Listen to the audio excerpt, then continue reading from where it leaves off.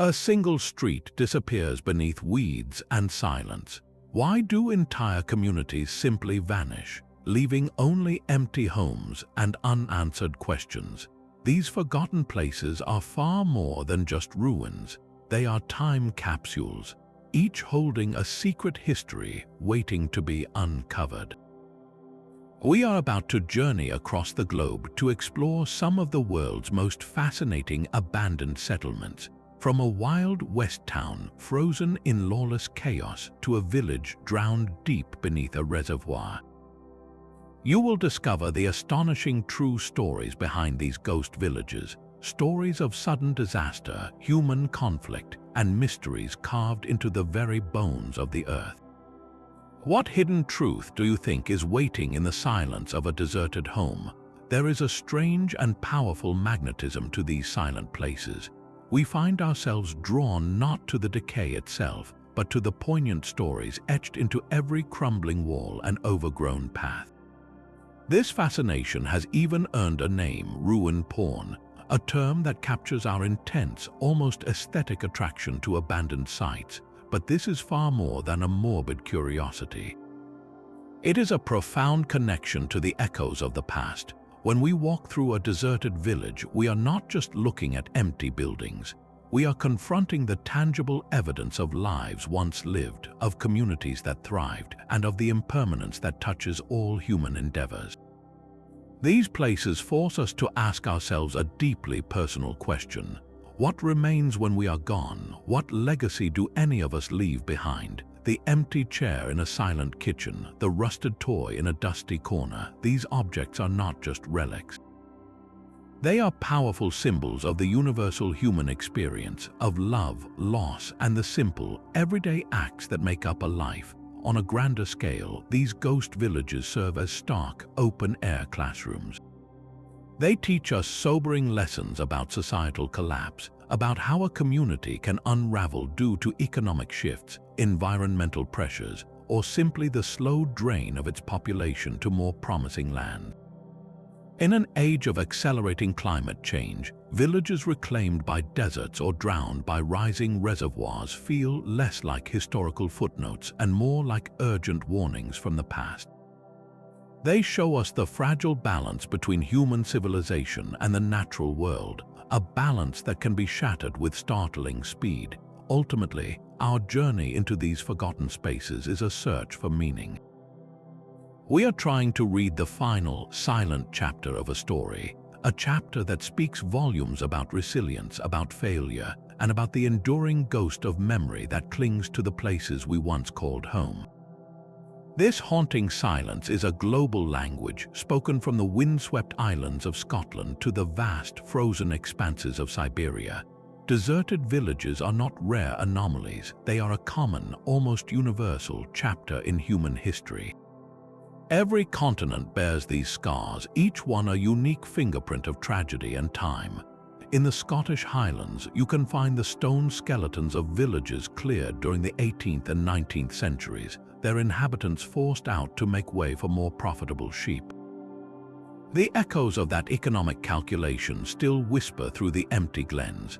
Travel to central France, and you might stumble upon Orada-sur-Glane, a community entirely preserved as a memorial, its ruins a solemn testament to the brutal, indiscriminate nature of war.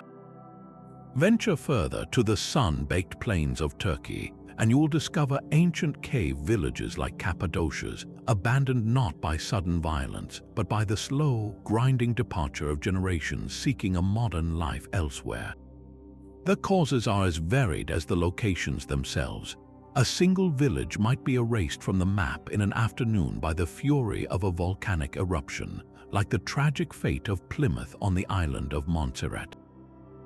Another might succumb to the invisible enemy of disease, a plague sweeping through and carrying away an entire community, leaving only empty homes and untended fields.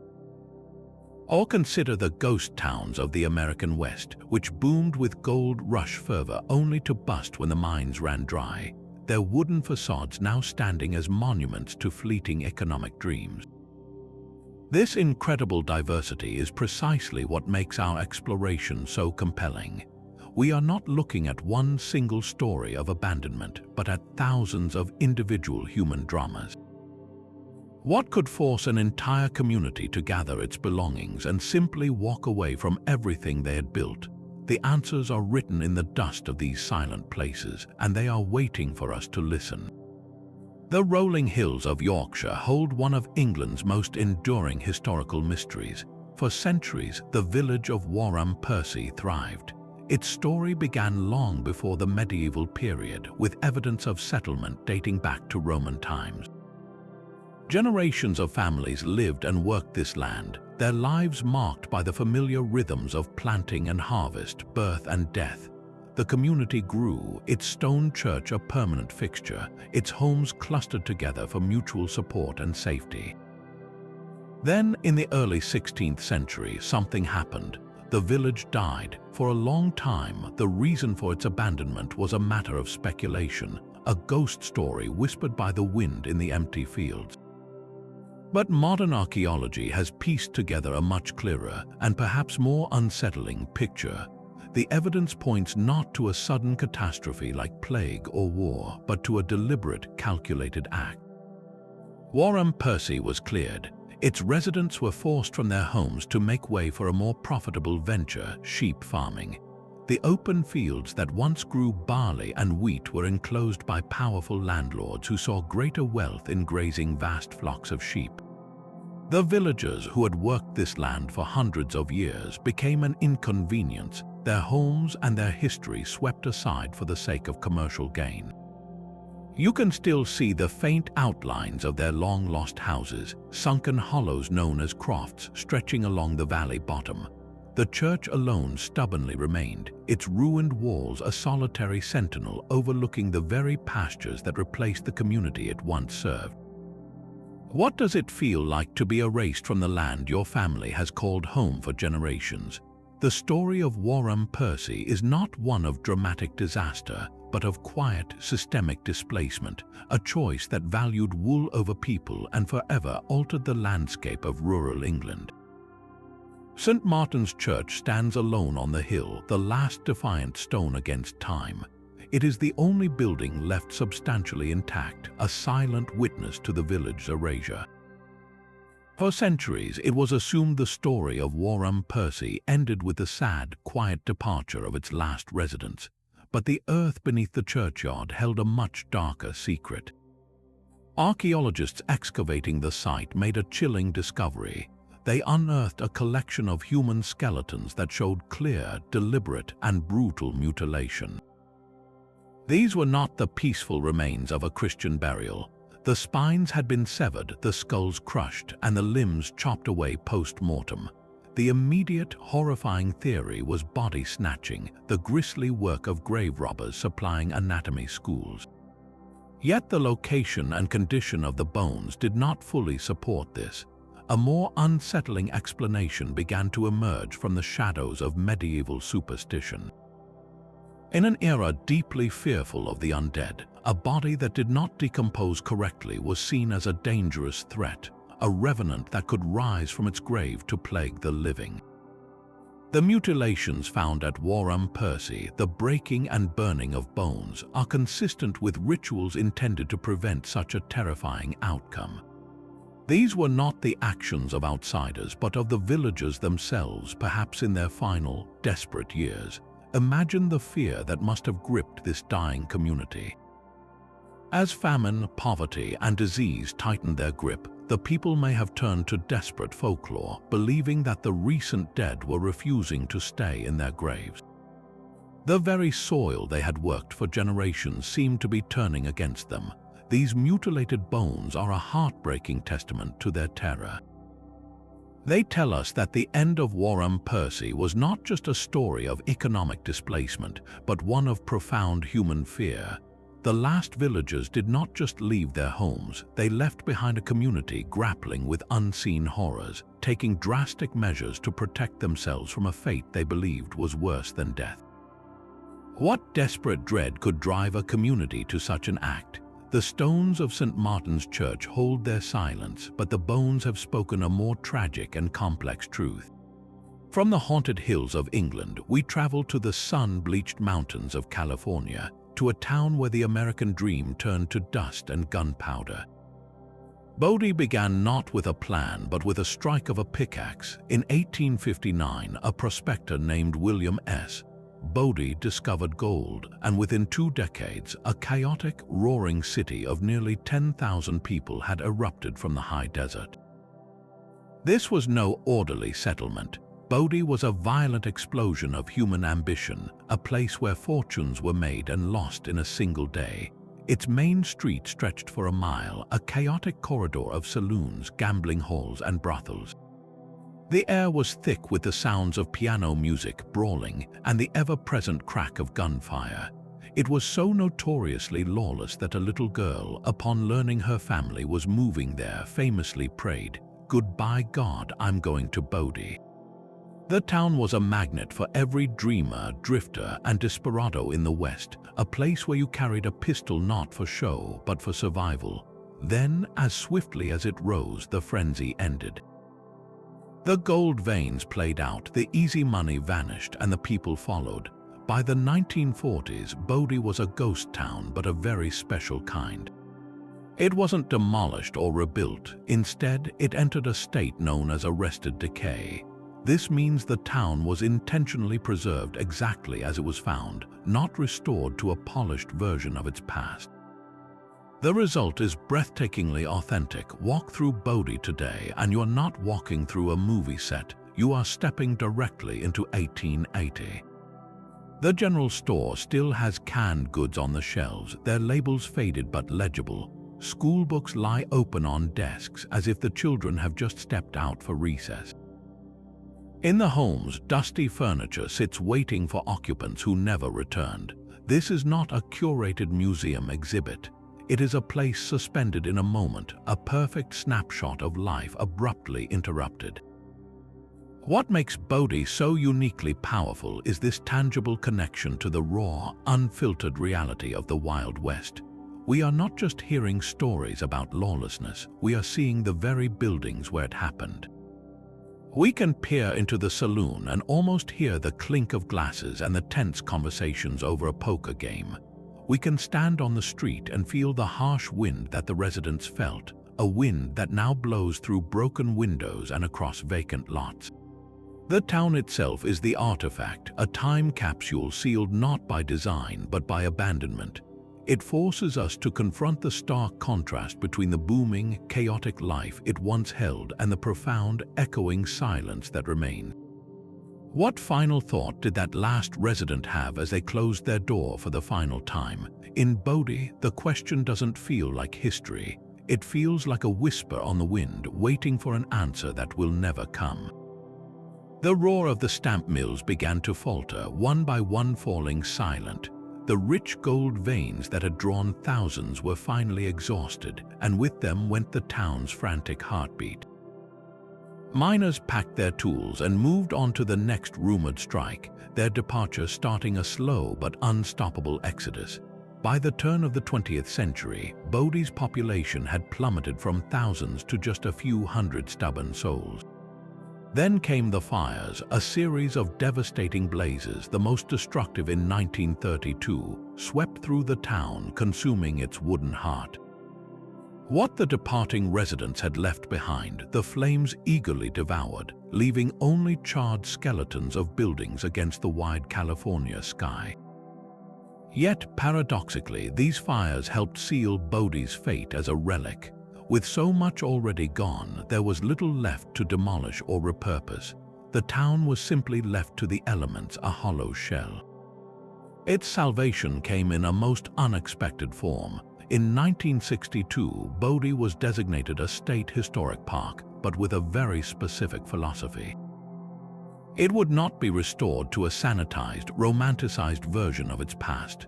Instead, the Park Service committed to a policy of arrested decay. The goal was not to rebuild, but to stabilize. They would prop up a sagging wall, replace a dangerous roof, but leave the dust, the peeling wallpaper, and the abandoned belongings exactly where they were found. This decision transformed Bodie from a mere ghost town into a profound historical document, walking its streets today is not like visiting a reconstruction. It is an act of witnessing. You see a bottle left on a bar, a child's toy on a floor, a rusted bed frame in a room open to the sky. These objects are not placed there for effect.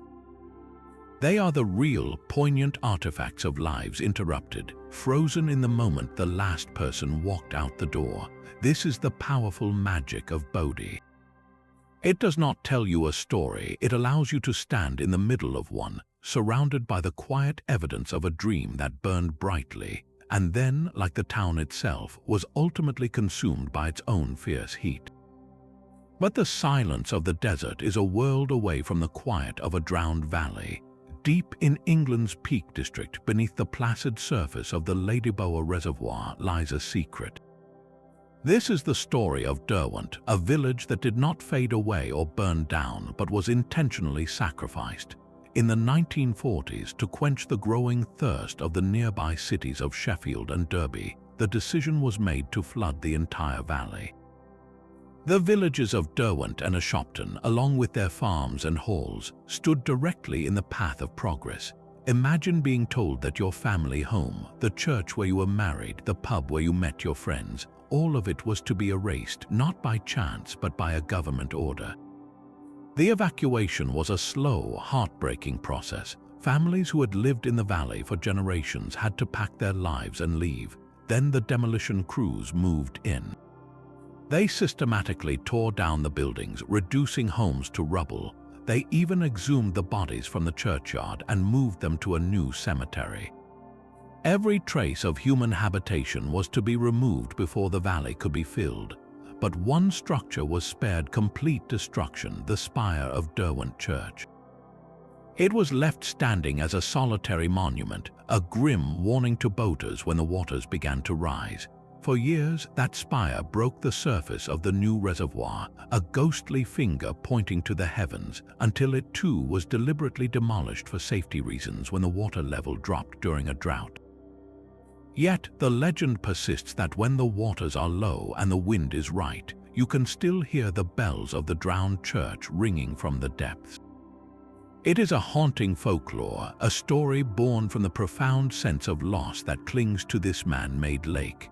The creation of the Ladybower Reservoir was an act of undeniable necessity, providing water for hundreds of thousands.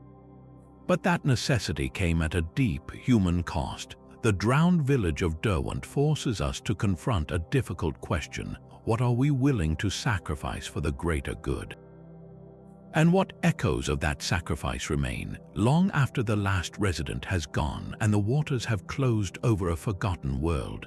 The waters of Ladybower Reservoir do not always keep their secrets. In times of severe drought, when the rains fail and the sun bakes the surrounding hills, the lake level can drop dramatically. Inch by inch, the water retreats, pulling back a liquid veil to reveal the ghostly contours of the lost world beneath. The submerged village of Derwent begins to re-emerge from its watery grave. It is an eerie, almost spectral sight. The old stone bridge, once a bustling crossing point for carts and villagers, stands fully exposed, its arches now framing puddles and cracked mud instead of a flowing river. The foundations of cottages and the outline of the main street become visible, a skeletal map of a community etched into the earth. For locals and visitors, this rare event transforms the reservoir's shores into a site of pilgrimage. People walk across the resurrected landscape with a quiet reverence, tracing the ghostly footprints of homes with their own steps. They are not just sightseers, they are witnesses, drawn by a powerful need to touch a history that was deliberately erased. To stand on that old bridge is to feel a tangible, physical connection to the people of Derwent, a direct line across the decades to the moment the waters first began to rise. It is a poignant reminder that what is lost is never truly gone, that memory and stone can endure even beneath the surface of a lake. What stories do these resurfaced stones whisper to those who walk among them? The spectacle is fleeting, a temporary window into a past that was sacrificed for progress. When the rains finally return, the waters will slowly, inexorably reclaim the valley, swallowing the bridge and the foundations once more.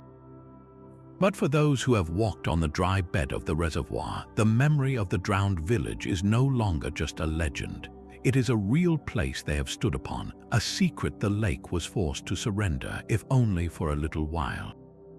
High on a stark cliff in southern Italy, the stone skeleton of Crocco seems to defy gravity itself. This medieval village clings to the edge of a desolate ravine, its empty buildings stacked precariously one upon the other like a crumbling stone crown. For nearly 1,000 years, its strategic hilltop position offered protection, watching over the surrounding agricultural plains. Life here was hard but deeply rooted, a community bound by tradition and the unforgiving landscape they called home. Then the 20th century arrived, and the ground beneath them literally began to give way.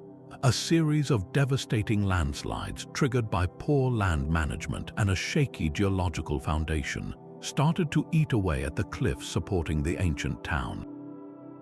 The very rock that had once been its fortress was now becoming its tomb. These were not sudden, single events, but a slow, creeping doom. Cracks would appear in walls overnight. A section of road would simply vanish into the ravine below. Adding to this creeping instability were repeated earthquakes, each tremor further weakening the already compromised structures. Beneath the dramatic shifts of the earth, a more insidious enemy festered. The village's medieval infrastructure, never designed for a modern population, failed completely. Sewage and sanitation systems broke down, leading to widespread disease and making life in the beautiful, historic center unbearable. The people of Crocco found themselves caught in a perfect storm of disasters, both natural and man-made. Their home was no longer a sanctuary, but a death trap, slowly and systematically becoming uninhabitable. What would you do if the very ground you walked on was no longer trustworthy?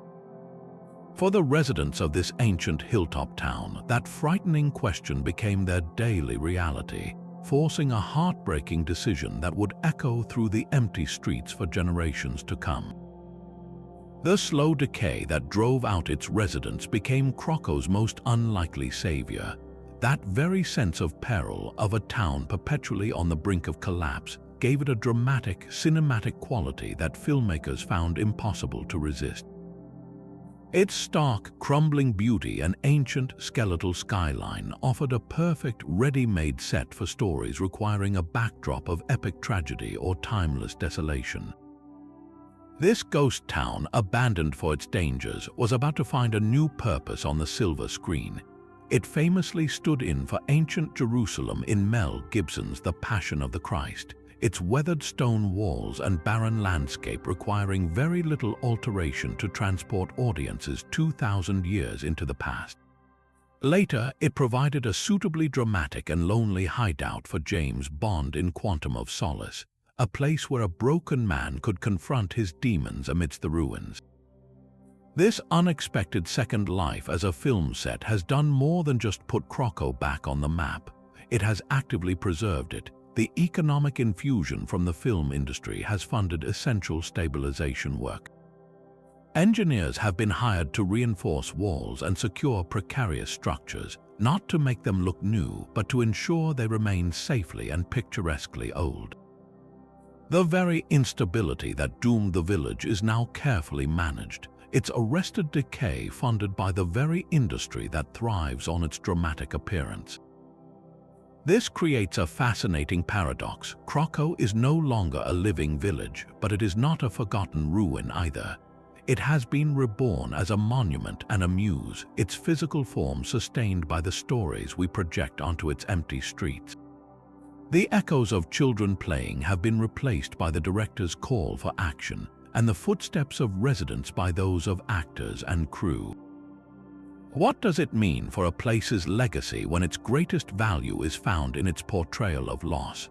Crocco now lives a double life, a real place with a real tragedy that now serves as a beautiful stage for fictional ones, ensuring that its haunting silhouette will continue to loom over the ravine for generations to come. The shadow of Vesuvius fell on more than just its famous victims.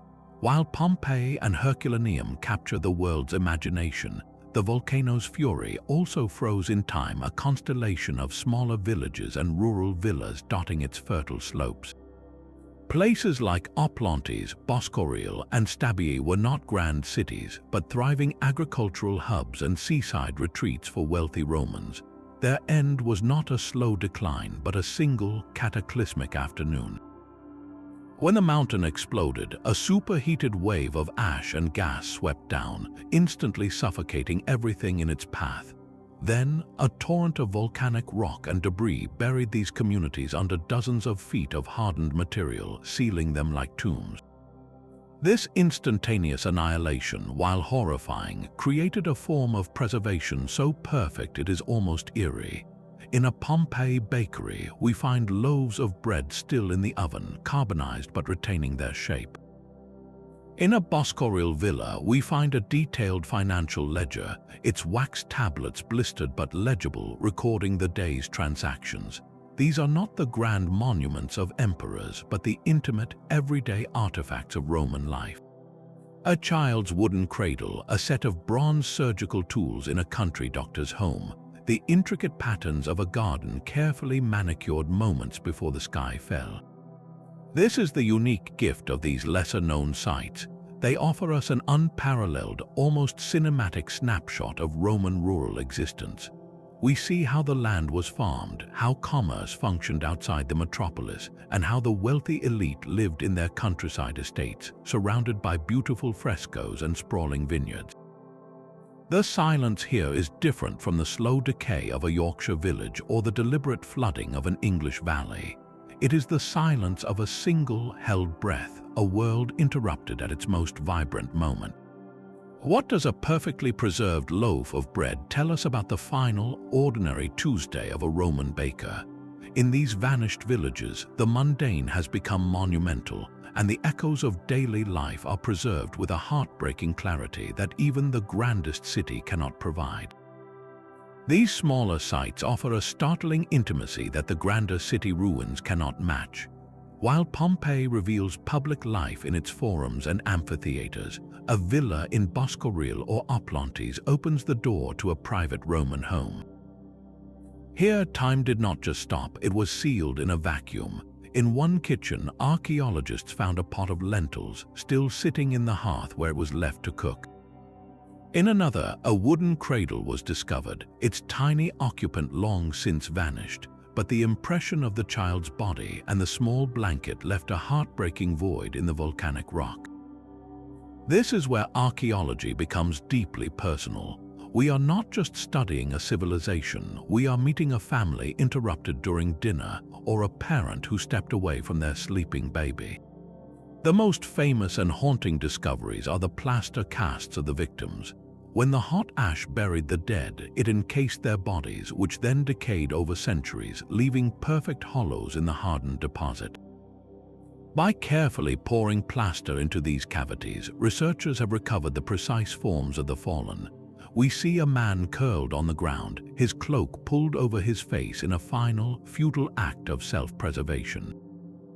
We see a group of huddled skeletons, families who perished together.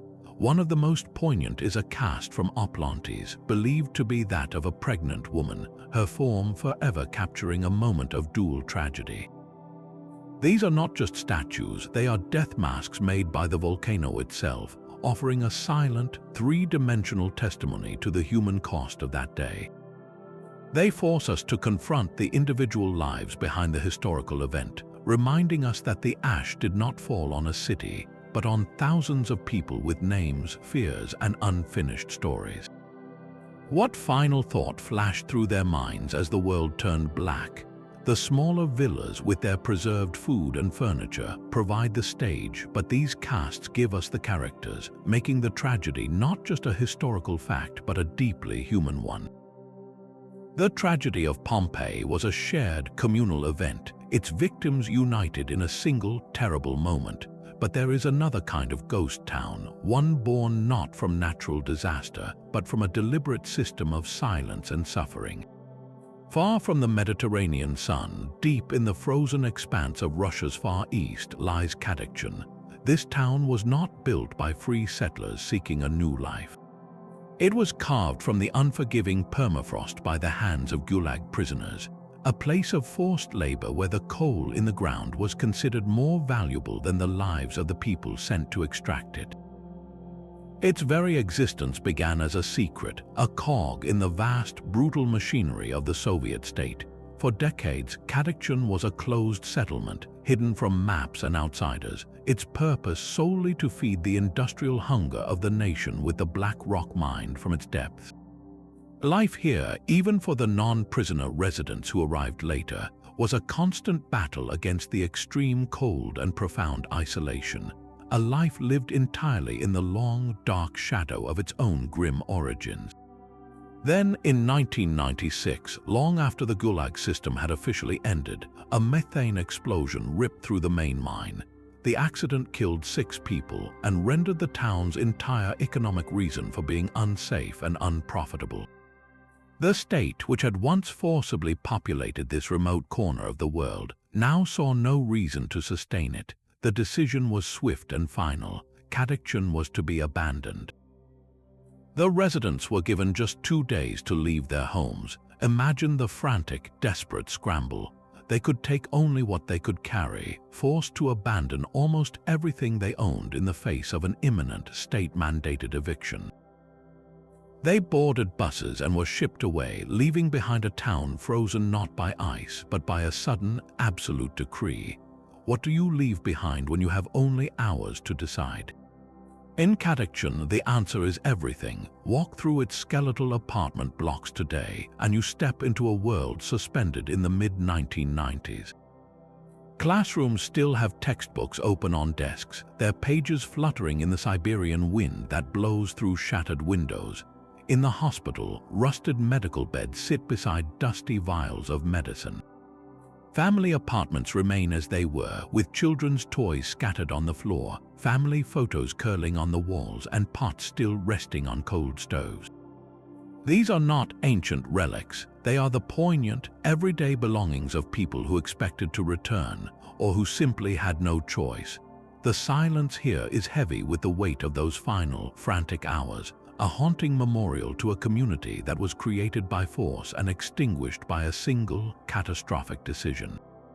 Life in Kadykchan was a study in extremes, a constant negotiation between communal structure and the harsh, indifferent wilderness. Before the fall, the town was a self-contained world of stark, concrete apartment blocks, their uniform facades painted in faded pastels to combat the gloom of the long Arctic winters. Central heating pipes snaked above ground between buildings, steaming in the frigid air, a vital network that was the town's literal lifeline. The heart of this community was not a charming town square, but the mine. Its rhythms dictated everything from the shrill whistle marking shift changes to the pervasive coal dust that settled on windowsills and children's playgrounds. Social life revolved around the few shared amenities, a cultural palace for films and dances, a school, a small hospital, and the essential grocery store, where the arrival of a shipment of fresh fruit was a major event. This was not a life of luxury, but one of profound resilience, where neighbors relied on each other for survival against the crushing isolation and cold. Then, with the mine explosion, the fragile equilibrium shattered. The official order was brutal in its simplicity. Residents were informed they had 48 hours to gather their belongings and board the state-provided buses. There was no time for sentiment, no opportunity to properly say goodbye to a home or a lifetime of accumulated memories. The evacuation was a frantic, surreal scramble. Families had to make impossible choices in those final hours. What do you take when you cannot take your life? They packed documents and some clothes, perhaps a single treasured photograph album, but were forced to leave almost everything else behind. The result is a time capsule of breathtaking poignancy. Today, you can walk into a classroom and see a geography textbook open to a map of a country that no longer exists, the Soviet Union. In the hospital, glass vials still line the shelves in a pharmacy cabinet, and a child's tiny coat hangs on a hook, waiting for an owner who is now an adult living 1,000 miles away. Apartments are frozen tableaus of interrupted domesticity, with plates on tables and calendars forever turned to the month the world ended. This is not the ancient silence of Pompeii, but a very modern ghost, a museum of a recent past that was abandoned not by a volcano, but by the collapse of an entire system. The waterways of Xochimilco are a floating world of vibrant life, a last remnant of the vast lake and canal system that once sustained the Aztec capital. Colorful traginaras, flat-bottomed boats glide through the canals, their passengers surrounded by the lush, man-made islands known as chinampas. But one island stands apart, a place where the festive atmosphere gives way to a palpable chill. This is La Isla de los Muñecas, the island of the dolls, and its story is one of profound solitude and a desperate attempt to appease a restless spirit. It begins with one man, Don Julian Santana Barrera. For decades, he lived alone on this small, secluded island, a hermit who had turned his back on the modern world. His life was one of simple routine, tending to his chinampa and living in quiet harmony with the water and the reeds. Then, everything changed. According to the story he told, Don Julian discovered the body of a young girl who had drowned in one of the murky canals. He was haunted by the discovery, and soon after, he found a single doll floating in the water near the same spot. Believing it to belong to the lost child, he hung it from a tree as an offering, a gesture of respect meant to placate her troubled soul. But that single, eerie gesture was only the beginning. He became convinced the girl's spirit remained on the island, and he began to hear her whispers and footsteps in the night. In a desperate attempt to protect himself and comfort her, Don Julian began to collect more and more dolls. For 50 years, he scavenged the canals, pulling waterlogged, broken, and discarded dolls from the murky depths. He bartered with local farmers for them, and eventually, as word of his strange mission spread, visitors began to bring him dolls as offerings of their own. He did not simply collect them, he curated a terrifying population. He hung them from every available branch, from fences, and from the walls of his own small hut. He tied them with wire and string, arranging them in macabre tableaus. The dolls were not pristine. They were weathered, cracked, and missing limbs. Their glassy eyes were clouded, their plastic faces smeared with mud. Some were headless, others were stripped of their clothing. The elements and the passage of time had transformed this collection of childhood toys into a legion of grotesque, silent sentinels. To Don Julian, however, they were not grotesque, they were a necessary shield, a legion of protectors standing between him and the ghost he believed he served. What would drive a man to dedicate his entire life to such a haunting task?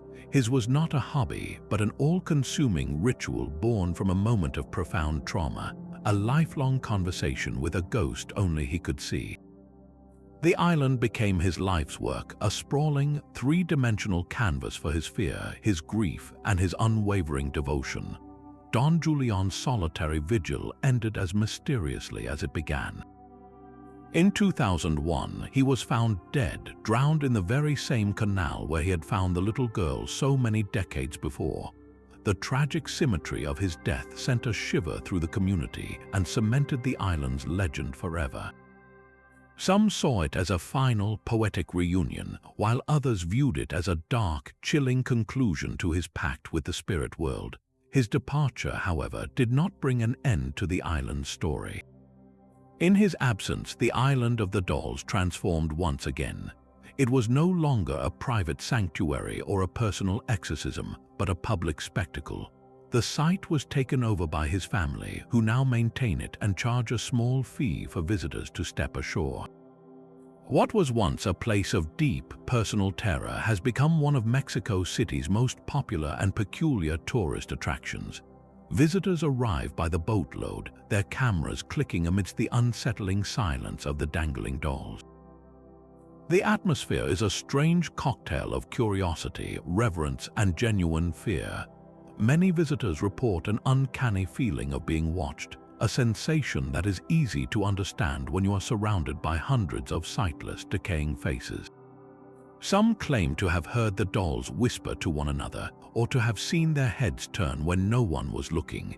The line between folklore and personal experience becomes dangerously blurred on the island. It forces us to ask a difficult question: what is the true nature of this place? Is it a memorial, a tragic art installation, or a genuine haunted ground? Perhaps it is all three, a layered testament to one man's profound loneliness and the powerful, enduring human need to make sense of death, to build a ritual, however strange, that gives form to our deepest fears. Don Julian Santana Barrera is gone, but his army of dolls remains, their silent vigil a permanent and unsettling feature of the Xochimilco canals. For 50 years, Don Julian's world shrank to the borders of his island, a solitary kingdom ruled by dolls and the memory of a ghost. The legend of the drowned girl is the heart of the mystery, but the details remain elusive. There are no official records of such a death in the canals of Xochimilco during that time. This absence has given rise to various theories. Some believe the girl was a complete fabrication, a story born from a lonely man's mind to give meaning to his isolation. Others suggest she was a symbolic figure, representing a personal loss from Don Julian's own past, perhaps a daughter or sister, whose memory became entangled with the spirit of the water. A more unsettling possibility is that the encounter was real, but the girl was not a victim of accident, and her story was far darker than anyone knew. We will likely never know the truth. What matters is the profound reality of Don Julian's belief. He was not merely collecting toys, he was building a fortress of faith. Each doll was a prayer, a bargain struck with the unseen world. A missing arm might be replaced with a stick, a cracked face mended with mud, all in an effort to keep his protectors whole and his spectral companion content. This was a devotion that consumed his every waking moment, blurring the line between reverence and a terrifying obsession. His life became a ritual, a continuous cycle of finding, repairing, and hanging, all to silence the whispers he alone could hear. At what point does a sacred duty become a prison of one's own making? The island itself is the answer to that question. It is not a shrine in the traditional sense, but a physical manifestation of a single man's internal landscape, a map of his fear and his unwavering commitment. It challenges our own definitions of sanity and purpose. Was Don Julian a guardian of a lost soul, or a prisoner of his own delusion? The dolls, with their empty eyes and silent screams, offer no easy answer. They simply hang as a testament to the human need to find meaning, even in the face of the inexplicable, and to the haunting beauty that can be found in the deepest depths of devotion. The silence of Ireland's countryside holds a different kind of ghost. Across the rolling green hills of counties like Mayo and Galway, you will find not a single deserted village but a whole landscape of absence. These are the scars of Ngorta Mór, the Great Famine, a catastrophe that did not just empty homes but reshaped the soul of a nation. In the 1840s, the Irish poor lived on a razor's edge, their survival tethered almost entirely to a single crop, the potato. It was a miraculous food source capable of feeding a family from a small plot of land, but this reliance created a devastating fragility. When a mysterious blight, a water mold known as Phytophthora infestans, arrived on ships from North America, it turned the potato harvest to black, inedible slime in the ground. The failure was total and repeated season after season. Starvation spread like a plague, but the true horror was that this was not merely a natural disaster. Ireland was producing plenty of other food, grain and livestock, but this bounty was owned by absentee landlords and exported under armed guard to England and other markets while the people who worked the land starved to death in ditches. The system of land ownership was brutal, with tenants having no security and facing arbitrary, often cruel, evictions. As families weakened from hunger fell behind on their rent, the landlord's response was frequently not charity but the battering ram. Mass evictions became a common sight, with entire communities watching as their cottages were torn down around them, the roofs smashed in to prevent their return. These actions were a cold, calculated method of clearing the land for more profitable pasture, echoing the earlier clearances in Scotland. The choice presented to the people was a horrific one: starve on the roadside or leave. And so they left in numbers that are difficult to comprehend. They crowded into what became known as coffin ships, perilous vessels bound for North America, where conditions were so dire that many died during the passage from disease and malnutrition. This forced exodus scattered the Irish people across the globe, creating a diaspora that would forever remember the land it lost. What remains today are the faint, grassy outlines of stone foundations, known as famine villages, nestled in fields where sheep now graze. A lone, crumbling wall where a family of 8 might have lived, loved, and ultimately perished. These are not the ruins of a single, dramatic event, but the accumulated residue of 1 million personal tragedies, a quiet genocide of neglect that emptied townlands and silenced the Irish language in vast swaths of the country. The land itself became a monument to loss, a silent witness to a wound that has never fully healed. The memory of that great silence is now a powerful summons. For millions of people across the globe, those faint outlines in the Irish fields are not just historical sites, they are a destination. The descendants of those who fled the famine or were forcibly evicted now travel back to these empty places on a deeply personal quest, a pilgrimage to touch the stones their ancestors last touched. They walk the overgrown lanes with maps and family records, searching for the specific patch of land where their family name originated. To stand before the crumbling walls of a famine cottage is to close a circle broken for generations. It is an act of remembrance that transcends time, a physical connection to a story of survival that is written into their very DNA.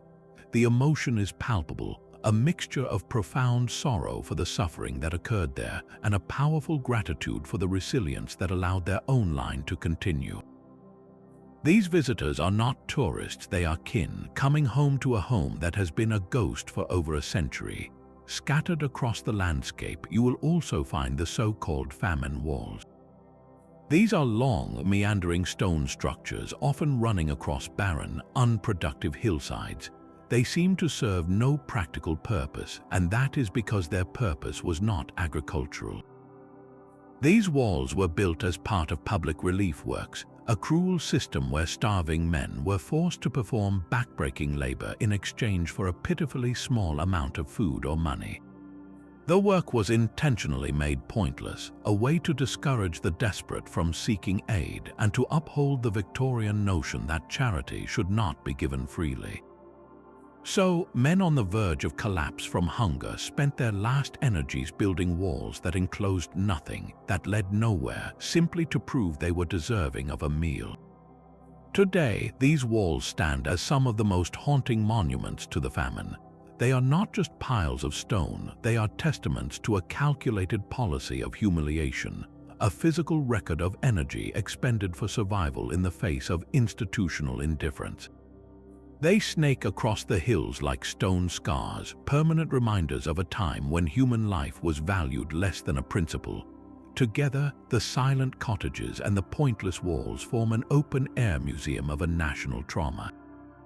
They are the physical anchors for a story that was almost erased, a story of a people and a culture pushed to the brink of extinction. This landscape does not shout its history. It whispers it on the wind that rustles the grass where a village once stood. And for those who listen, that whisper speaks of loss, of injustice, and of a resilience that echoes across the ocean and through the generations. The ground beneath Centralia, Pennsylvania, is still on fire. This is not a metaphor for civic unrest, but a literal, smoldering reality. In 1962, a routine cleanup at the town landfill ignited an exposed seam of coal, and the fire dropped into the labyrinth of abandoned mines tunnels that ran for miles beneath the homes and streets. The townsfolk expected the fire to burn itself out, a temporary nuisance.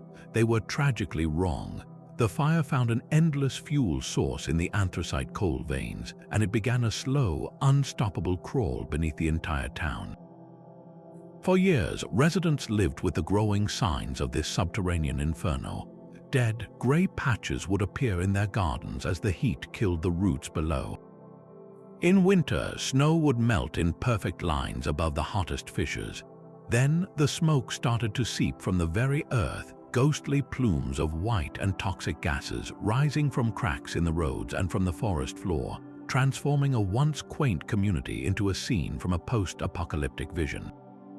The air carried the sharp, sulfuric scent of brimstone, a constant reminder of the danger lurking just beneath their feet. The true turning point came when the ground itself became a mortal threat. A local boy, 12-year-old Todd Domboski, was playing in his backyard when a sinkhole suddenly opened, a gaping maw nearly 150 feet deep pulling him into it. He was saved only by clinging to exposed tree roots as superheated, poisonous steam billowed around him. His rescue was a miracle, but it was the final, terrifying proof that Centralia was no longer safe. The very foundation of the town was being eaten away, leaving a thin, brittle crust between daily life and a fiery abyss. How do you live in a place where the earth could literally swallow you whole? For the people of Centralia, that question became an urgent and heartbreaking reality, forcing a confrontation with an enemy they could not see, could not fight, and could not escape. A war of attrition began, fought not with armies but with government offers and a slow, creeping exodus. As the underground fire spread its invisible tendrils, the state of Pennsylvania made a monumental decision. The town was condemned, declared uninhabitable, and a massive federal buyout program was initiated. The government would pay residents to leave, to abandon their properties and sever their ties to the place they called home. For many, the choice was a painful but necessary one. The health risks were undeniable, the ground was increasingly unstable, and the constant smell of sulfur was a relentless reminder of the peril. They took the money and left, their homes subsequently demolished until whole blocks were reduced to empty lots overgrown with weeds, but a handful of residents dug in their heels. They refused the buyout, rejecting the government's valuation of their lives and their history. These last holdouts became symbols of a profound and deeply human defiance. What is the true price of a home, not in dollars but in memory and meaning? For these few, no check could ever compensate for the loss of the place where they were born, where they raised their children, and where their parents were buried. They chose to live on the edge of a smoldering abyss rather than surrender their roots. Their daily lives became a surreal routine. They navigated a ghost town, their own houses standing like solitary forts amidst a landscape of rubble and venting steam. They knew every crack in the road, every patch of dead vegetation that signaled the fire's path below. They lived with gas monitors in their basements, a constant vigil against the invisible threat of carbon monoxide seeping up from the ground. Their defiance was a quiet, stubborn protest against the idea that a community could be simply erased for its own good. They were fighting for the right to determine their own fate, even if that fate was a dangerous one. Their presence against all odds and official decrees posed a powerful question. Is a home just a physical structure, or is it something more, an indelible part of a person's identity that cannot be so easily bought out and bulldozed?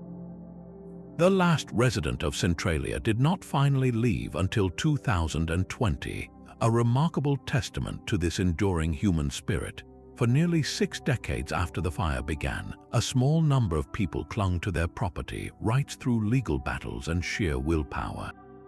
Their story forces us to reconsider the very definition of safety.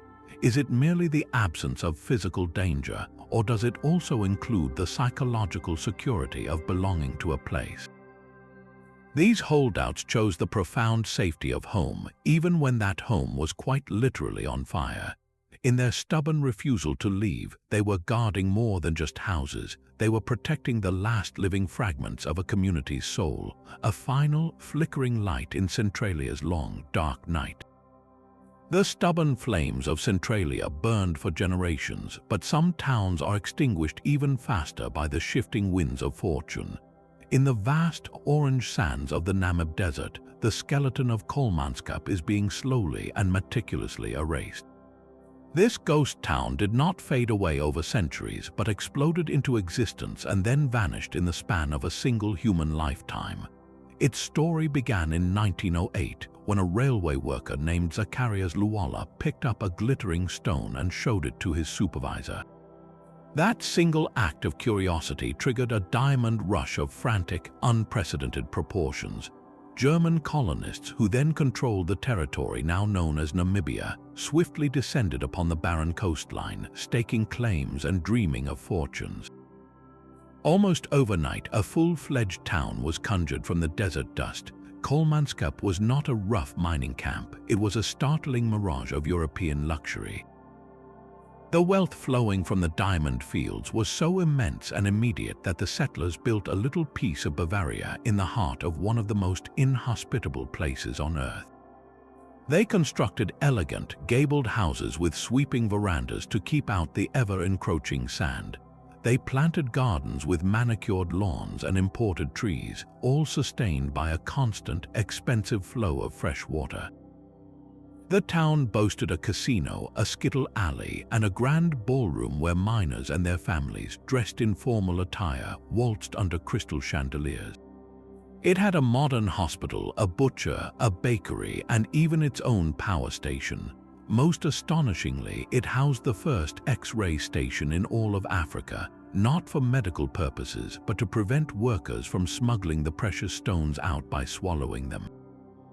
Imagine the surreal contrast, a thriving, sophisticated society living in the absolute middle of nowhere, its entire existence funded by the diamonds clawed from the surrounding dunes. For a brief, dazzling moment, Kolmanskap was an island of impossible opulence, a testament to the sheer power of concentrated wealth to defy even nature itself. That impossible dream of a German town in the desert was always on borrowed time. By the 1930s, the diamond fields around Kolmanskap were completely exhausted. The wealth had been skimmed from the surface and the easy fortune was gone. The residents simply packed their bags, boarded the train, and left, abandoning their beautiful homes to the desert as casually as they had first built them. The sand did not wait for an invitation. It crept in under the doors first, a silent, patient tide. Then the windows shattered and the dunes began to pour inside, swallowing the grand ballroom and filling the hospital's corridors. Today, Kolmanskap is a breathtaking study in elegant decay. You walk through doorways into rooms where the sand has piled almost to the ceiling, forming smooth, sculpted slopes that glow with soft, golden light. A grand staircase ascends into a solid wall of sand leading nowhere. A bathtub sits half buried in a parlor, its porcelain stark white against the endless orange. This surreal beauty has made the town a paradise for photographers and filmmakers who come to capture the haunting collision of human ambition and natural reclamation. But the desert is not just a passive backdrop for art. It is an active force steadily and methodically dismantling the town. The fierce Namib wind scours the paint from the walls grain by grain. The relentless sun bleaches the wood and cracks the window frames. Sandblasted by countless storms, the once proud facades are being slowly erased, their features softened into anonymity. This is not a sudden collapse, but a patient, inexorable reclamation. The desert ecosystem is taking back what was always its own, proving that the opulent dream of Kolmanskap was merely an interlude, a fleeting shimmer of hubris in the timeless expanse of the sand. What does this elegant decay say about our own fleeting marks upon the world? The dunes flowing through the ballroom are a powerful, silent symbol of nature's ultimate victory, a reminder that no matter how grand our designs, the earth will always have the final word. The silent stories of these villages do not give up their secrets easily.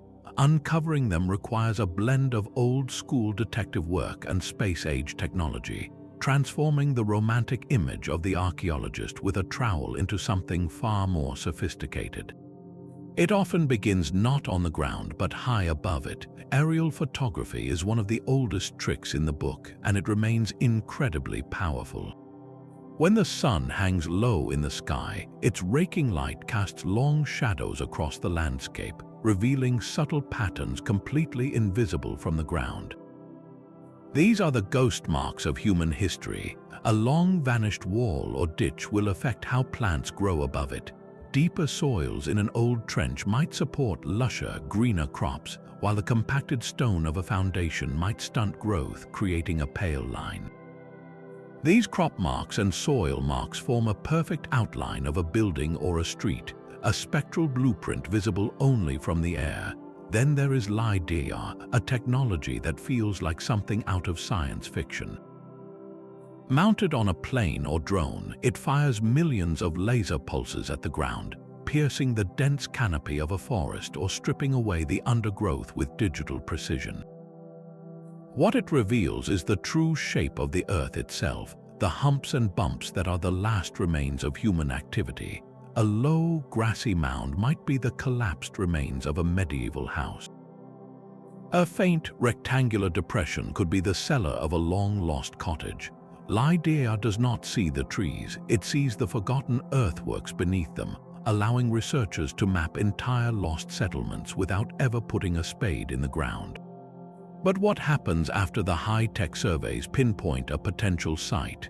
This is where the humble, methodical art of field walking comes in. Teams of researchers walk in straight lines across a plowed field, their eyes fixed on the ground. They are looking for the scatter, the tiny fragments of pottery, brick, or worked flint turned up by the farmer's plow. The density of this material tells a story. A light scatter might indicate a single farmstead, while a thick carpet of pottery shards could mark the center of a village. Each fragment is a data point, a tiny clue that helps build a picture of who lived there and for how long. So how do you know where to dig? The answer lies in reading the soil like a book. A dark, organic stain in the otherwise natural subsoil might be a post hole, the remains of a wooden support for a house. A line of stones could be the foundation of a wall. By carefully excavating these features, archaeologists can reconstruct the floor plans of buildings, understand their construction methods, and even find the small, personal objects that were dropped and lost, the final, intimate whispers of the people who once called this empty field their home. This is the true science behind the mystery, a meticulous process of listening to the land itself, of deciphering the faint signals left behind by lives long gone. From the drowned church bells of Derwent to the diamond-dusted ballrooms of Kolmanskap, these silent villages speak 1,000 different languages of loss. Each one tells a unique story, a singular reason for its silence. Some fell to the awesome, indifferent power of nature, a volcano's fire or a creeping landslide. Others were undone by the cold calculus of economics, their people cleared for sheep or abandoned when the gold ran out. Many were the casualties of human conflict, displacement, or tragic accidents that shattered their world in an instant. Yet across this incredible diversity of causes, they all share a common, haunting purpose. They are open-air classrooms teaching us profound and universal lessons. They show us the breathtaking resilience of the human spirit in the face of unimaginable hardship. They remind us of the fragile, fleeting nature of our own civilizations, no matter how permanent they may seem. And they stand as powerful monuments to memory itself, proving that a place can hold the echoes of its people long after the last voice has fallen silent. These ghost towns are not just relics of the past, they are mirrors held up to our own world, asking us what we value, what we build, and what we will ultimately leave behind. Perhaps you have a silent place like this near you, a forgotten farmstead at the edge of town, or a story passed down about a community that simply vanished. We would be honored to hear your stories in the comments below. Share the secrets of your local ghost towns and join us as we continue to uncover the greatest mysteries hidden in the dust of history.